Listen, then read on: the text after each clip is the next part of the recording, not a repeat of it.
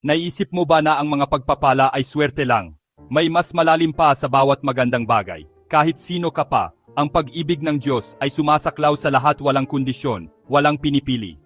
Kapag pinili nating sumunod sa Kanya, may kamanghamanghang nangyayari. Nagsisimula tayong makaramdam ng kapayapaan na hindi may paliwanag, kagalakan na nananatiling matatag kahit sa mahihirap na araw, at mga pagpapala na dumarating sa malaki at maliit na paraan, minsan sa mga paraan na hindi natin inaasahan. Ang pag-ibig ng Diyos ay hindi lang tungkol sa kung ano ang natatanggap natin, kundi tungkol sa kung sino tayo nagiging. Hinuhubog niya tayo, ginagabayan, at sinasamahan, kahit na tayo ay nadadapa. Kaya kung naghahanap ka ng kahulugan o pag-asa, tandaan, ang pag-ibig ng Diyos ay umaabot na sa iyo.